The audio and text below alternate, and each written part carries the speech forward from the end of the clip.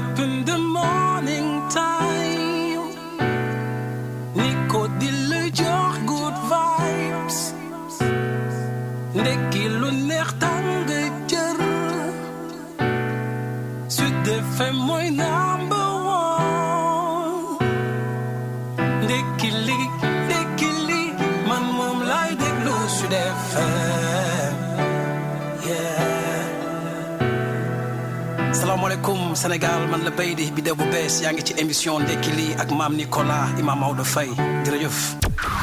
Mungo 98.5 le choix de la différence Sud FM la première radio d'information du Sénégal ñu ngi leen di nuyu di leen bëggee di leen ziar di amanti mbégte bu baax a baax nañu koy amee suba su ne bu nu xëyee di àndandoo ak yéen seen émission Ndekki li émission nandite yi gannaaw xibaar yi ñu daal di dellu seeti xam ngeen ne jeudi comme tous les jeudis man ak oustaz Maodo Faye dañ fiy dalal ay gan yu mag gan yooyee nag doon gan yi nga xam ne da ngeen leen yi réclamer saa su ne muy ay gan yu leen itteel ndax seen i wax ak lépp li nga xam ne dañ koy fësal saa su ne dafa itteel askan wi de façon générale yooyee gan nag bokk na ci tey ki nga xam ne moom la ñoo dalal damay bàyyi oustaz Maodo Faye mu daal di koy introduire léegi parce qu'on est jeudi aujourd'hui et que yéen a ngi ci Ndekki li émission nandite yi kon yaa oustaz Maodo Faye maa ngi dellu di la nuyu di la béggee di la ziar di amati mbégte na ma koy amee suba su ne na nga def ak suba si.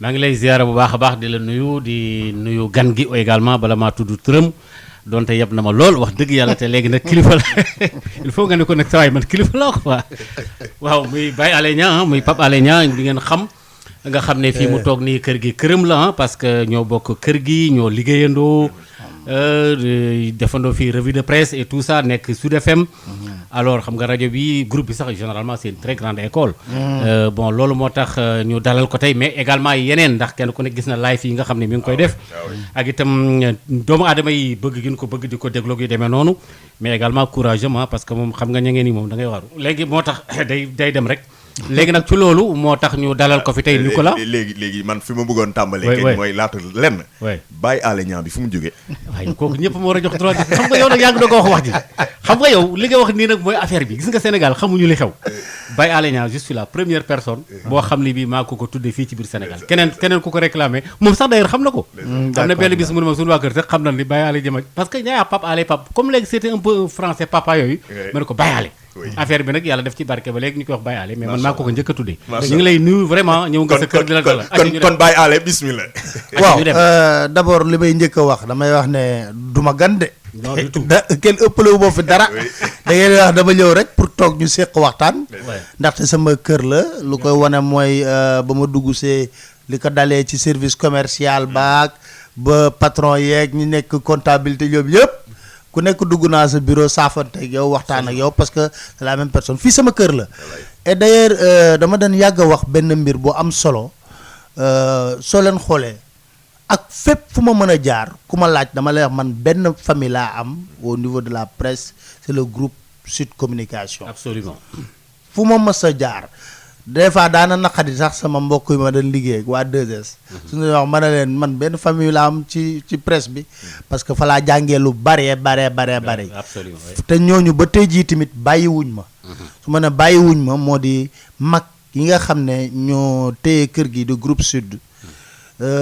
du ci ñàkk su ma juumee kenn ku jël téléphone am muy wareefam mu gàgganti ma kon ba tey jii mën naa wax ne seen doom la kon li nga waxee dëgg la Baye Alé Niang c'est une longue histoire nga xam ne ni ko damay wax ne xam nga temps yooyu fajar bi ndeysaan amoon na benn kilifa gu mag mu ne man Sud FM su ma koy déglu fajar gi sama yaram day daw dama ne ñii mën na la ñuy mën a xëyee 4 heures du matin mel ni ku nekk ci midi nekk ci forme bi mais c'est extraordinaire léegi nag bañ demee di def revue de presse xam nga suñu wax la revue de presse avec Pape Alé Niang taw lii ko Sidibé Maodo un jour toog ne waaw ñuy wax li ci yéenekaay ba pare di wax Pape Alé Niang léegi da nga ko war a wolofal dañoo war a wax Baye Alé waaw amul problème ba du maa ngi koy fàttaliku rek tabaski gi comme kër ga Pape lañ may wooyee léegi am kenn ku ne ma yow lu tax ñu lay woowee Baye Alé Niang ma ne ko Maodo Faye moom ma ko tuddee woon temps yu ñu nekkee Sud FM temps yu ñu def yéenekaay yi kon na ma mbégte ñëw teew fi tey jii du nuyu seen auditeurs yi mais dama bëgg aussi féliciter le groupe Sud Communication honnêtement parce que xam nga rajo yi bari na fi mais éthique déontologie manque de sensationnel bi ngeen di jëlee yenn événement baax na ci réew. xam nga réew lu ne mën na fa xew mais ni nga koy traité mu manque sensation. yàlla na ku yar suñu kilifa ga Babacar Touré nee na moom dafa daan jaaxle. bu gisee événement am rajo yi teg tëddëdëdën mu mel ni réew mi day tukki. wala day tas. alors que c'est un événement qu'un journaliste doit traiter normalement. donc je pense que loolu tamit waree na ko surtout ñu bëri prêter wuñ ci attention. mais rapport bu observateur yu Union européenne yi def. pendant la présidentielle, seul le groupe Sud Communication n'a pas été épinglé. C'est clair. waaw dañ ne groupe Sud Communication mooy groupe bi nga xam ne couvrir na campagne ba mu jeex. te tëddee njaaxaanaay. maanaam yamale candidat yëpp. donc c'est important. loolu suñ ko bindee ci rapport. rapport rawatina ñi nga xam ne Union européenne la ñu nekk. gëstu ba déglu évaluer le travail de la presse c'est très important kon loolu dama ciy féliciter dama ciy mbégte. macha allah kooku ngeen dégg kon mooy Pape Alé Niang ni ngeen ko déggee kon oustaz Maodo Faye moo ko dippee Baye Alé Niang loolu nag introduction bi la woon ma bàyyi ko mu introduire xam nga kii rafetal kërëb jàppal bàyyil waaye ni ngeen ko xamee rek il faut que affaire yi di tàng te loolu daan ci ñëw léegi damay préciser juste mbokku auditeurs yi ak internautes yi ñu ngi en direct jamono yi sunu chaîne YouTube ak sunu page Facebook mën ngeen fa fekk en direct émission bi le ngeen mën ko déglu en direct bu ngeen duggee sunu chaîne YouTube. Pape Alé Niang il est journaliste diplômé de l'Institut supérieur des sciences de l'information et de la communication ñu naan ko ISIC wane it membre de la cellule Norbert Zongo. Cellule Norbert Zongo mooy. En fait cellule Norbert Zongo l'idée est venue des Nations Unies. dafa regrouper pratiquement beaucoup de journalistes yu nekk des pays au niveau de la sous-région. Maliens, Mauritaniens, Béninois. ñu bare ah ñoom ñoo ñu jëloon yóbbu ñu Burkina. pendant au moins 2 ou 3 semaines tàggat ñu sur les méthodes d'investigation sur journalisme may fàttali ne loolu jotoon nañ ko def man jotoon naa ko def fii Sénégal ak ISIC waa Canada ñoo financé woon loolu temps yooyu ISIC moo gagné woon marché bi temps yooyu ISIC mi ngi woon Point E. ISIC mooy Institut des sciences des sciences supérieures de l'information et de la communication école sud bi. ñu defoon formation pour le journalisme d'investigation parce que dañoo gis ne en matière de bonne gouvernance dafa jaadu moo am ay taskatu xibaar yoo xam ne dañuy seen xam-xam day ñëw ci technique d'investigation yi léegi ñu créer cellule Norbert Zongo boobu base bi bureau bi nekk Burkina. D'accord. Il nous arrive ñu def ay réunion yoo xam ne ñun suñu biir la journalistes yi par exemple la dernière assemblée générale ñu ngi ko defee woon Accra mais Covid bi xam nga ak nu mu demee moo tax la prochaine assemblée générale normalement sera au mois de novembre.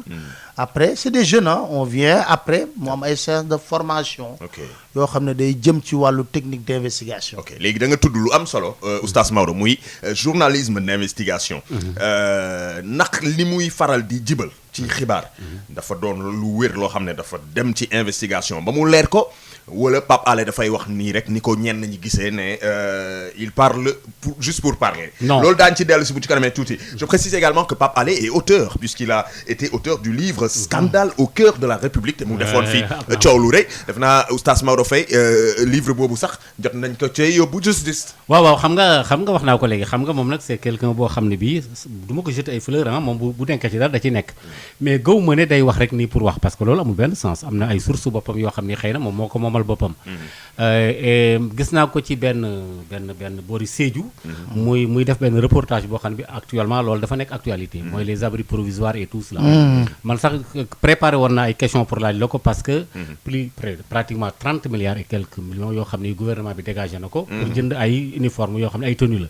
alors que yow yaa ngi doon wone difficulté yi nga xam ne aujourd'hui école bi nga ko doon traversé. ak njàng meeg yu demee noonu alors. de prime abord loolu ban lecture nga ci am parce que jàpp naa ne am na ay sources yoo xam ni xëy na moom du ko révéler quoi. léegi waaw gis naa vidéo boobu ngay wax mooy les abris provisoires def naa ci yi nga mujjee def la bokk mais laata loolu procès en diffamation boobee. voilà nan nga ko dundee. waaw boobu sax bëgg non mais xam nga dafa am loo xam ne man dama ko gëm.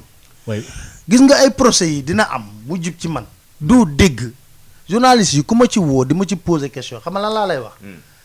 Je suis un citoyen sénégalais beneen citoyen sénégalais bu jàppee ne man dama ko tooñ am na droit porter plainte mais li jëm ci wàllu yoon man dama am ay avocat ku ma ci wax dama lay wax ne wool sama avocat nga laaj ko bu ñu demee ba toog ñun suñu stratégie pour ci biir procès bi damay wax avocat yi lii yéena ko moom ay code de procédure pénale ay article yooyu journaliste warul ragal fi ma lay waxee nii gis nga ki nekk président Senezo purgé na peine de 6 mois d'emprisonnement am na beneen procès bu koy xaar j'ai un ami qui était tout récemment fii ñoom bokk ñu ñëpp cellule Norbert Zongo moom talon tëj na ko fi Patrick waaw bu benee pour vous dire que xam nga journalisme moom Abdou Latif Coulibaly dafa ne un journaliste doit être toujours en contentieux avec tous les pouvoirs organisés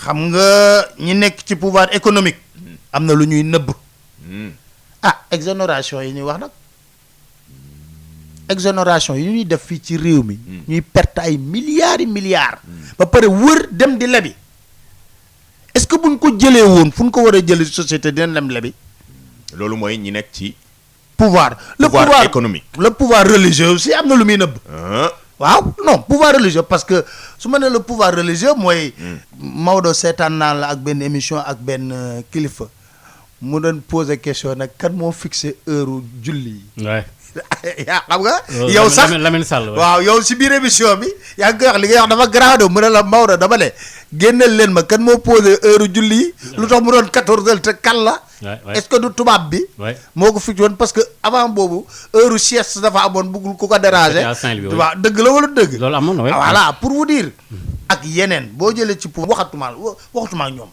li nga ciy wax ci scandale pouvoir politique bëri na de mais xam nga la moo ci neex Nicolas dama ne li may wax bari na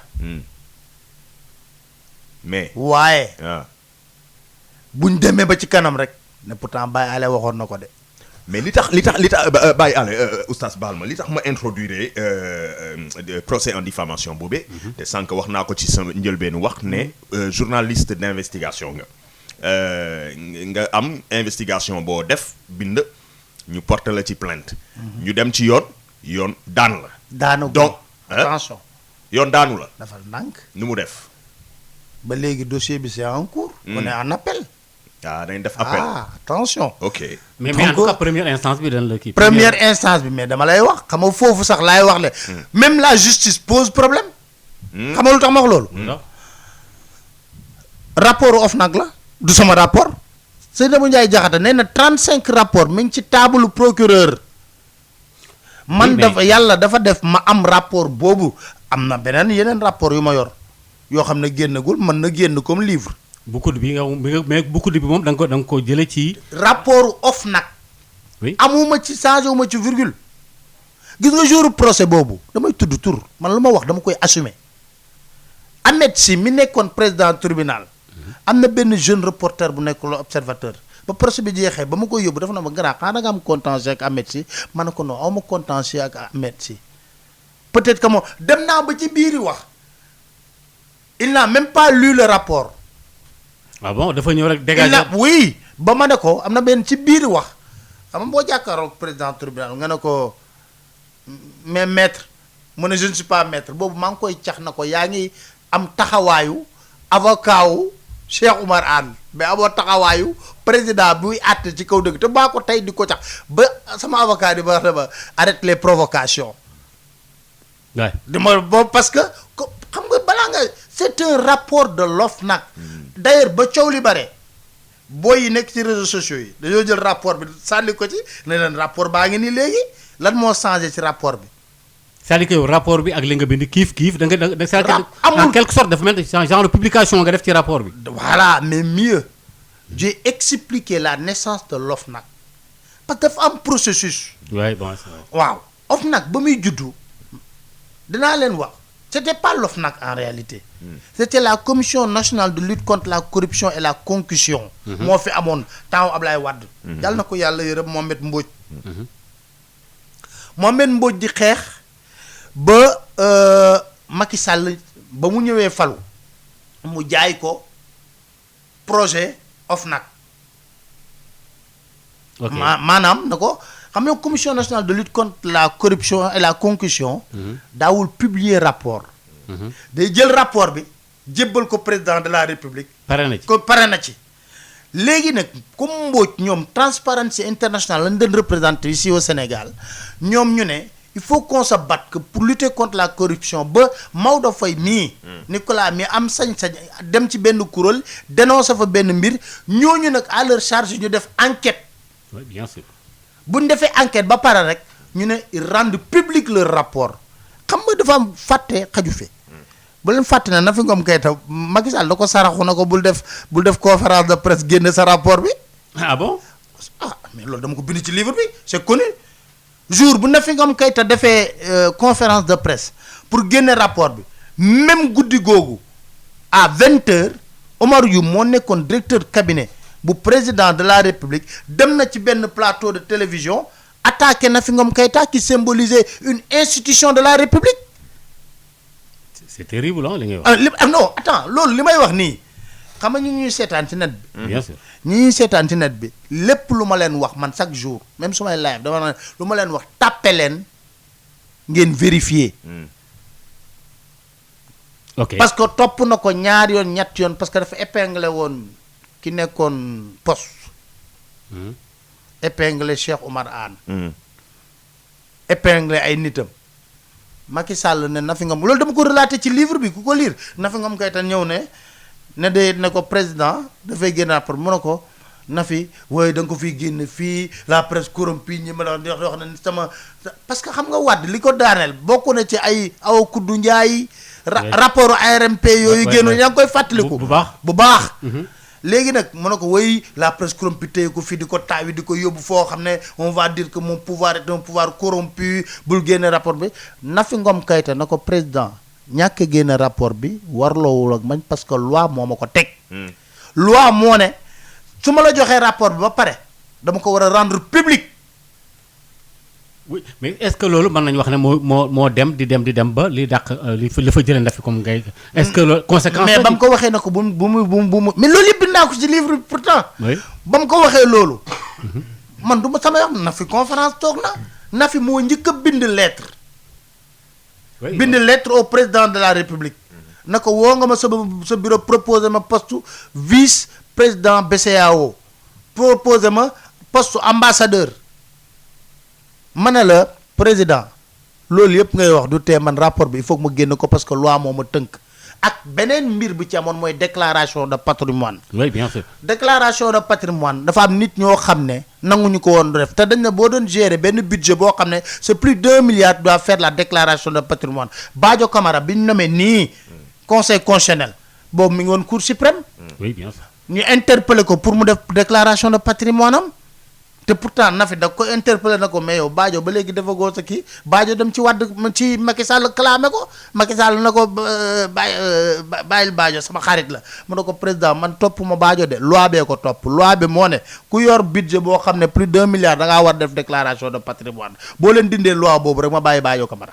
très bien xam nga loolu c'est vrai bind nga ko sa livre mais comme ñi dégg wolof te mën ñu lire nga lii nii da leen di gën a voilà da leen di gën a leeral quoi am na solo ma fàttali mbokki auditeurs yi ak mbokki internautes yi ñu ngi ñoo déglu en direct jamono yi sunu chaîne YouTube Sud FM Sen Radio ak sunu page Facebook Pape Alé Niang la ñoo dalal tey Pape Alé ñu bëri dañuy faral di laajte naan journaliste la non politicien la non mu ngi ak Sonko non mu ngi Pastef non mu ngi Pape Alé Niang fan la féete exactement. xam nga sama diggante Sonko dama koy leeral man ma may xam Sonko politique 2005 laa xam Sonko. Sonko 2013 la créé Pastef di 2005 xam nga lu tax ma xam Sonko 2005. xam nga je pense que xam nga Sénégal des fois les gens ne font même pas l'effort peut-être bu nit ñi di dem di gëstu. Sonko moo engagé woon le combat pour la création d'un syndicat des inspecteurs des impôts ci biir DGID moom ak waa douane Hadjibou Soumaré temps yooyu moo nekkoon premier ministre. boobu maa ngi Sud FM. Sonko ne dañuy créer par la force syndicat parce que dañoo am ay revendications parce que mënu leen jël yéen chaque jour ñooy liggéey di dagg suuf si di ko jël di ko pàccoo seen commission yooyu te ñun ñuy liggéey ci biir impôt. amuñu lu ñu lekk amuñu lu ñu naan boobu laa xam man. donc Ousmane foofu Sonko. la sa xamel ak C'était en Ousmane 2005 oui. 2005. waaw. Sonko 2013 la am. Oui. man. Nicolas amul c'est-à-dire da benn- ngaa bëgg a wax ne sa relation ak Sonko moo jiitu yi ñuy wax. nii. lii ñuy wax nii. d'accord mais man nag mais kaay ma wax la leen jamono tey jamono yi tey jii ma wax la. waaw. xam nga Babacar Touré da doon wax ne. un bon journaliste. bu mënul ndékki président de la république. añ ak le chef de l'opposition. njogonal ak le patron de la société civile. dem reer ak kilifa diine bi am na lu ko manqué. man tey jii barki dem moo taaya passé damaa toog. sama kër rek j'étais un peu grippé am kenn ku ma woo journaliste la na ma allo Papa la man mu ne ma oui dafa benn information bu ñu doon xool dégg naa Sonko dafa Covid ma ne ko da ngay woote chargé de communication bu Pastef wala nga woo Ousmane Sonko. parce que ma loolu c'est raccroché pas- voilà son problème. ma raccroché téléphone bi woo directement Ousmane Sonko am naa possibilité boobu. peut-être da ko waa jàpp- peut-être dafa jàpp ne yow yaa chargé de communication Non. Ousmane Sonko finalement. waaw parce mais que attends voilà. mais Nicolas dama ne la man Youssou Ndour damay wax ak moom. des membres fondateurs de l'APR damay wax ak ñoom samay copains lañ. man Macky Sall su ma wowoon tout de suite na ma Pape Alé dama la soxla. dinaa dem déglu ko. kon Khalifa Sall bu ma wooyee tout de suite na dama la waaw. soxla. Sonko waaw. bu ko neexee mu dawal otom ñëw ba sama buntu biir jàmbaar yaa ngi fi. maanaam mu yéeg ñu toog wax li ñu war a wax yépp mu dem. liberté totale wante Pape Alé jamono yi ñu ne bokkul parti boobu ñu naan Pastef. léegi dama la bëgg a wax. ku ne damaa bokk Pastef rek. parti boo ci bokkee. di nga ci am poste wala carte.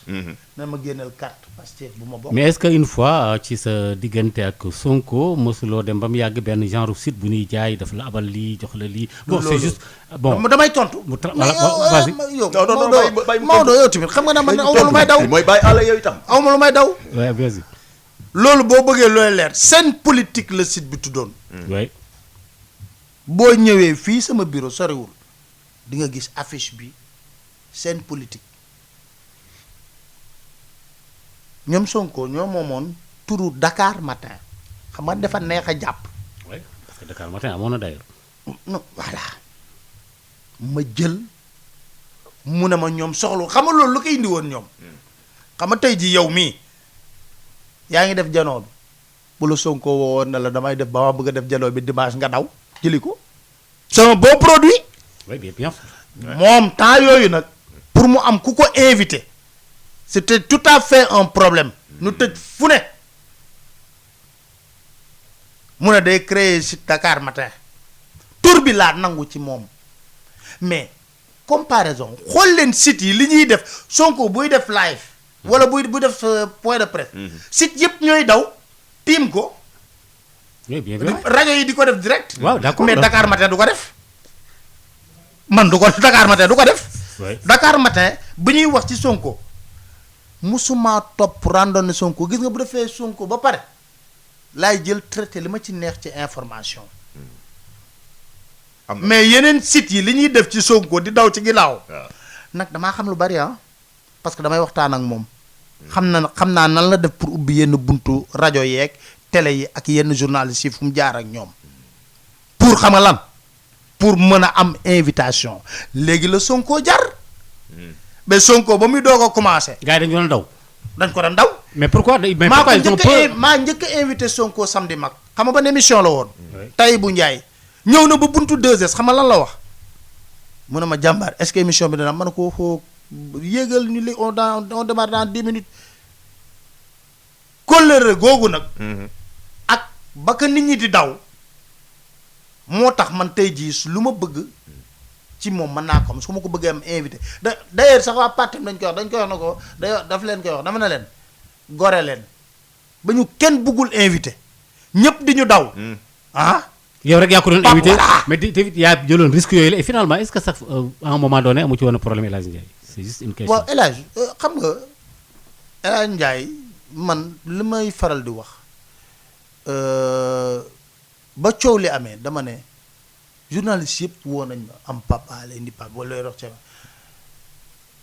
Macky Sall 2018 2h15 la toog sama plateau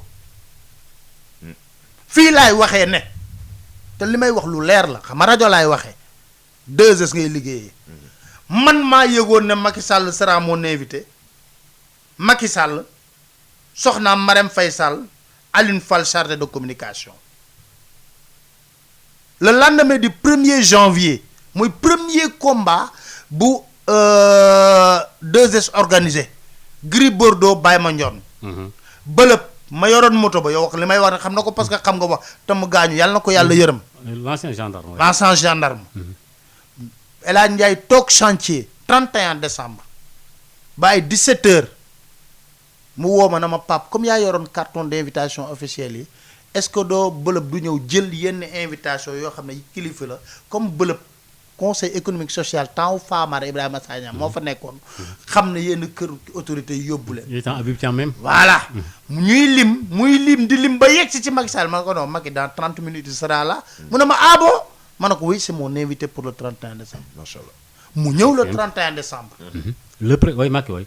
31 décembre 2018 fàtte daf fi xajul 31 décembre 2018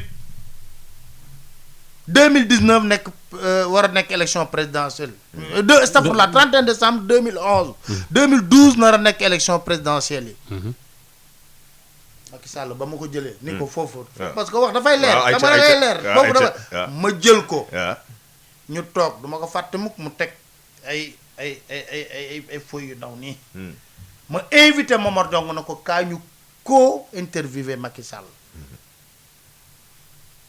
laaj nday dawee chantier sol benn blouson ñëw nuyoon tëg Macky Sall ànd ak gàngooram ñoom Ibrahima Sall ak ñoom ñëpp Zahra Iyane Thiam toog ne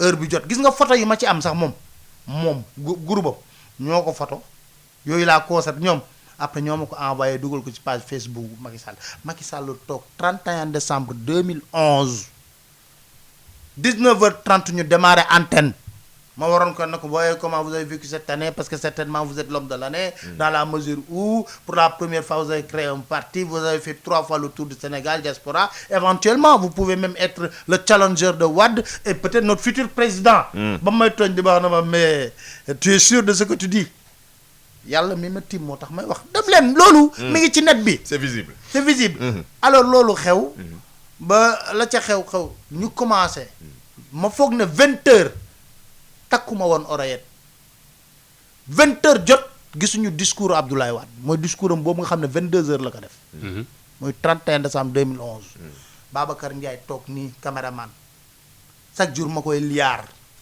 di ko def nii xoolal di ko wax na ko mais lu xew lu tax amul discours Wade quoi waaw ouais à l'époque j'étais obligé de retenir mon invité di ko téye di wax ak moom di wax bañ wax français 1h30 ma ne ko léegi nañ def wolof ñu dóor wolof bi mais ñu bëri loolu lañ may tooñee na ma yow yaa ñu tooñ parce que à partir de cette émission la Macky crédible suñuy bët bañ votel ko fal ko 2012 waa diaspora chaque jour ñu mbalak ma ci loolu maanaam à partir de ce moment da nga ko jox crédibilité voilà léegi nag crédibilité boobu nag waaw gis nga ba ma ko téye ba 2h15 après ma jékki ba jàng ma ne ko même monsieur le président je suis obligé de vous laisser passer quand même la réveillon avec votre famille mu jóg rek ñu teg hymne national bi Wade war a def discours am ma téye ko ak loxo mu yóbbu ko ba ci bureau El Hadj Ndiaye mu toog année boobu man laa takk soxna boobu sama jabar maa nga woon si benn endroit di ma xaar ak suñ benn copine pour ñu fêter réveillon bi foofu ma bàyyi ma ne Macky Sall monsieur le président bàyyi la nga seetaan ak El Hadj Ndiaye discours à la nation président de la République parce que man Wade j'ai du mal à l'écouter parler pendant 2 heures de temps noonu laa génnee taal sama oto dem léegi lan moo bees bu nekkee 31 décembre damaa invité Ousmane Sonko mu ñëw toog ci plateau bi te ba ma koy invité jabaru El Hadj Ndiaye yëg ko parce que dañoo toog man moom parce que c'est important xam nga dañuy wax moo tax ma posé la question moom man bañ koy xam nga lu indi l'invitation Ousmane Sonko boobu dañoo toog Moustapha xam nga ko baax infographe bu nekk 2S dañoo toog Marème Ndiaye toog ma toog ma ne ko il faut que ñu buzz 31 décembre damaa sonn si jël ñoo xam ne dañuy xam nga soo jëlee 2 de l'opposition 2 du pouvoir kii lu mu xëpp suuf kii dindi suuf sax. waaye day nekk lu monotone le même débat chaque fois c'est le même débat kii na ma kan lañ war a invité Marème Marème Ndiaye na ma su ma soñoon de Hadjibou Soumaré la ñuy invité parce que xaritu jabaru Hadjibou Soumaré la. waaw mun a waaye Hadjibou nag du buzz. wax ji man damay li may wax nii dafay leer fii laa koy waxee parce que rajo laay waxee du buzz. Moustapha taxaw Moustapha ne ma après ñu toog ba si yàgg Moustapha ne Sonko de bu koo ko amee 31 décembre moom benn télé kenn du ko seetaan ku dul Ousmane Sonko ku 2S la ñuy seetaan ci biir loolu ma ne ko je vais essayer s'il va accepter ma jël sama téléphone composé allo jàmbaar nu mu demee yaa ngi si jàmm mu ne ma waaw madame Ndiaye ngi toog ci biiram Moustapha ngi toog ñu wax ma ne ko alors est-ce que ça t'intéresse le 31 décembre de partager mon plateau affaire yooyu mu ne ma ouais mais pourquoi pas affaire yooyu ma ne ko bon je t'invite mais avec d'autres journalistes muut baat dama ko invité woon mu ñëw boobu Babacar Dione mii di tëb di daal biir 2S man maa ko doon invité man mii la doon envoyé message texto oui bàyyaale doo ma invité décryptage bàyyaale ma invité ko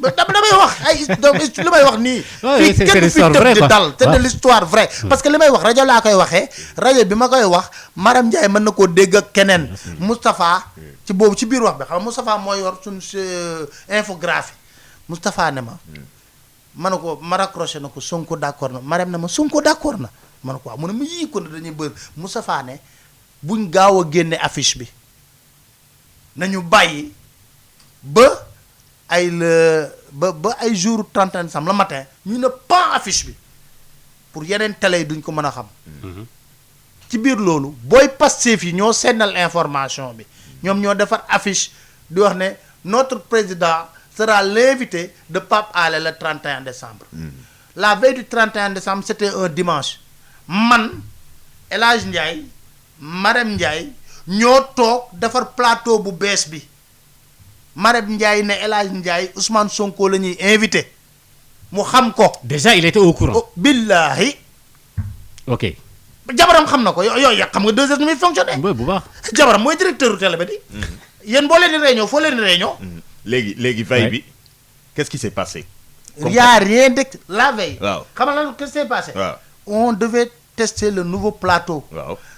dimanche man Marème El Hadj Ndiaye caméraman yi ñu ñëw toog di xool nan la ñuy positionner caméra yi ak invité bi est-ce que dañ ko war a def mu toog ñu éclairer am na benn mur buy am ci ginnaaw xam nga fi ma lay wax mur boobu nga xam ne dañ fay taal lumière waaw xam na ñu taal lumière ci mur boobu pour joxe visibilité mbir mi dans ces conditions-là. Après par la suite nag moom bu jotee pression xam nga man dunduma pression gouvernement. parce que Macky yeewu naa nii yaa ngi ma tegal café gu neex. nii maa ngi koy naan te Macky Sall suukaru ko. quand même Pape Alé Niang jërëjëf. Ousmane Sonko bokk na ci une Sud Quotidien bu tey bile du jour puisque ci une bi ñu ngi gis photo Ousmane Sonko ñu wax justement ci wàllu stratégie communicationnelle bu Ousmane Sonko ñu ne quand Sonko dribble la presse loolee bokk na ci li Sud Quotidien fësal tey ci une du jour justement Ousmane Sonko bokk na ci discours yi mu mujjee def benn appel bu mu def à la jeunesse sénégalaise préparez-vous au combat la wax jeunesse sénégalaise naka nga jàngatee boobooy appel. mais gis nga xam nga Sénégal nit day ragal ba dee. wala jaru ko. yow almaktum dégg nga la mu wax ci loolu. sa séeréer ba la mu wax xam nga saaga la ci teg. séeréer ba waaw dund ko nangam. xam nga li ma la wax. bu baax. mais est-ce que da ngeen foog ne jaadu na ci réew. tey benn question bu simple laay poser.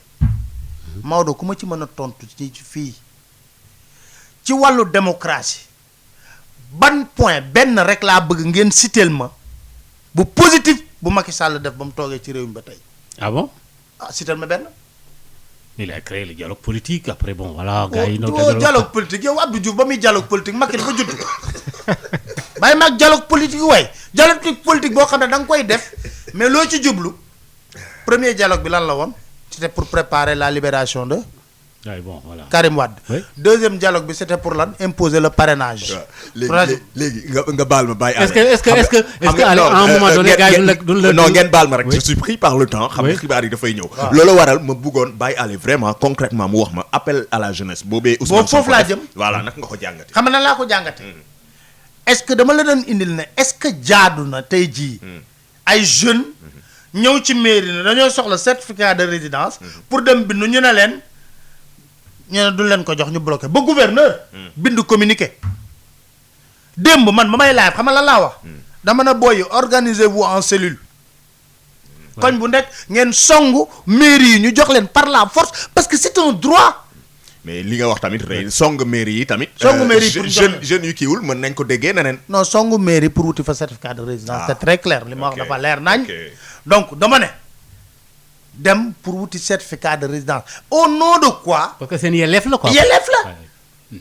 pourquoi maire taxaw di wax ne way du ma joxe certificat de résidence mais yow mën ngaa bëgg a dégg doon roi des arènes boo xam ne roi des arènes boo xam ne samay supporters rek ñooy dugg ci stade bi arbitre bi sama nijaay la ku may sotti saafara bi sama cumukaay sama nijaay la moom it sama baay mooy arbitré ba pare du ma bëre kenn damay taxaw taxaw ci digg mi rek yëg sama loxo ne hey je suis le roi des arènes non mënul nekk.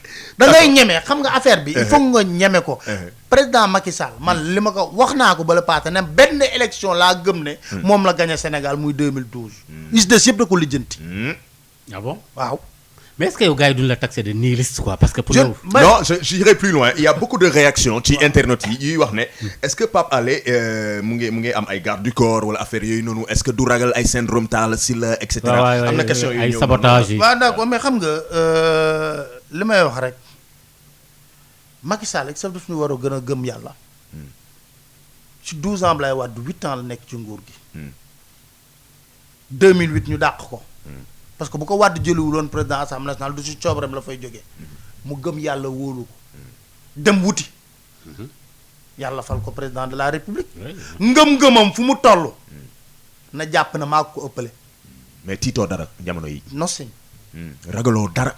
nothing xam nga lu tax yorul ma banque xaalis duñ ma toppee loolu violé wu ma duñ ma toppee loolu ah la ma yor ak néew maa ko moom après ragaloo ñu créer la tamit.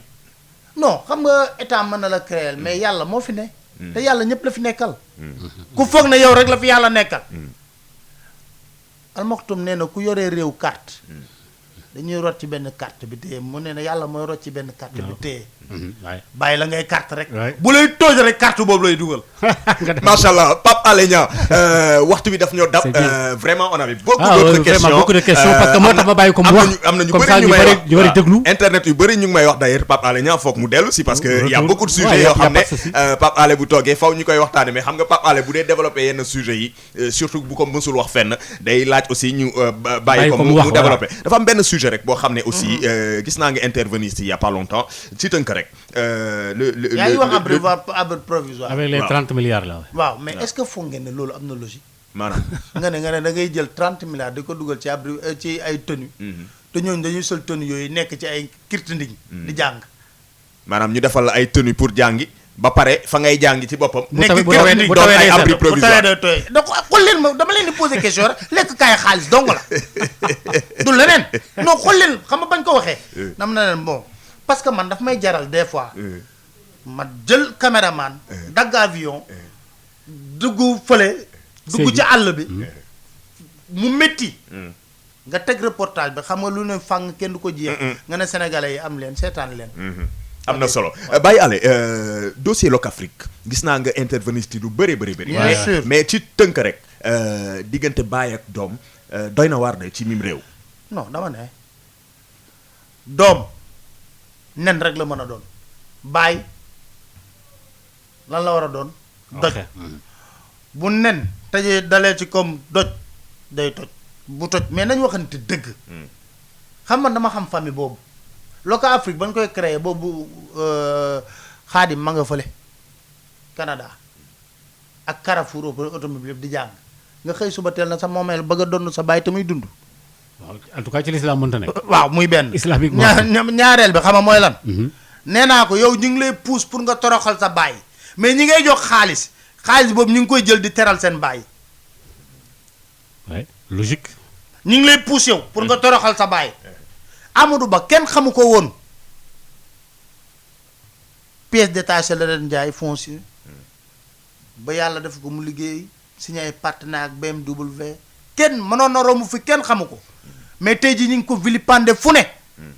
ñi ko vilipande ñëpp xam nga Sénégal dafa am ay xam nga Sénégal li ma wax ba la passé maa ngi koy wax démb ma ne leen dafa mafioso bu dugg ci institution bi boo xam ne il faut qu'on arrête ça mooy xale yu ndaw yow ni ko Maodo gis nga fi ñoo xam ne munoo xam lan la ñuy liggéey Sénégal jékk ba si yàgg yor fi ay milliards yoo xam ne maanaam amuñu métier. non yow mais heure bi yeewoogun rediffusion lii la ñuy déglu xam nga heure la ñuy yeewu 15h 16h añ il commence à fonctionner à 20h ba minuit 1h ñu jëmale ba fajar 7h tëdd xëy suba teel xaadim ku ko woowul ne ko yàgg sa baay dem leen ngeen toog parce que yàlla na yéex Amadou Ba bu génn àdduna tey jii xaadim a koy donn xaalis bi nga xam ne moom lay jël di jox ay nit ñooñu ñu ngi dem di teral seen baay moom ñu koy pousser mu toroxal baayam. ça c'est pas normal. loolu leer na jërëjëf oustaz Maodo. merci merci gis nga de xibaar yi ngi dikk voilà léegi moo ñu xam naa tënk nañ ma publicité yaa ngi ñëw macha allah mais waxtaan wi doyul. xam naa ne Pape Alé prochainement foog mu ñëwaat il y a beaucoup de réclamations dans ce sens. amul benn bëri na ñuy réagir ne Pape Alé foog mu ñëwaat fii sa kër la donc foog nga dellu si Pape Alé maa ngi lay sant bu baax di la gërëm. jërëjëf maa ngi lay sant. jërëjëf di sant oustaz. jërëjëf. boo waxee yaa ngi re dama ne oustaz rek nga ree looy re. non fekk dama oustaz. saa dama ko xam quoi saa waay du nit. sant sama gars yëpp ñoom Socé xam nga Marème Ndiaye ma frère laa koy wooyee. xam nga parce que jaxasoo trop. ah ok dafa de telle sorte que su ma ne ko ma frère maanaam dafa mel ni sama au lieu mon frère. parce que dañ jaxasoo. loolu la ñuy waxante Malick Ndiaye gars yëpp grand ji bi di leen sant vraiment. mais DG. non DG bien sûr bon non bokk sama gars bokk moom sama yàgg na. parce que on a fait les 400 coups au niveau de sud. vraiment et aussi gis naa aussi relève bi téye na ko. parce que sud patrimoine au Sénégal la. absolument. yéen da ngeen fi liggéey rek lui-même il le dit hein. patrimoine au Sénégal la. absolument. Baye Omar Gueye a relevé le défi. continue di ko relever. ñu koy ñaanal yàlla ñi ñaanal yàlla. éthique ak déontologie bi nga xam ne man Baye Omar dafa yàgg a fonk yooyu. ay éthique. non c'est vrai waaw moom loolu yooyu moom da cee carré. wax nga dëgg macha allah jërëjëf Pape Alé Niang jërëjëf oustaz Maodo Faye. merci jaa ngeen jëf mbokki auditeurs yeeg mbokki internautes yi merci de nous avoir suivis merci à l'équipe digitale merci à l'équipe technique je vous souhaite de passer un excellent week-end on se retrouve sur YouTube pour la vidéo de Pape Alé Niang invité spécial de Ndeki Li émission Nandite yi passez un bon week-end on se retrouve la semaine prochaine et n'oubliez jamais viser la lune c'est important n'est-ce pas salut. Ndeki Li daal ca dëgg-dëgg mooy émission Nandite yi. Ndeki Li émission Nandite yi.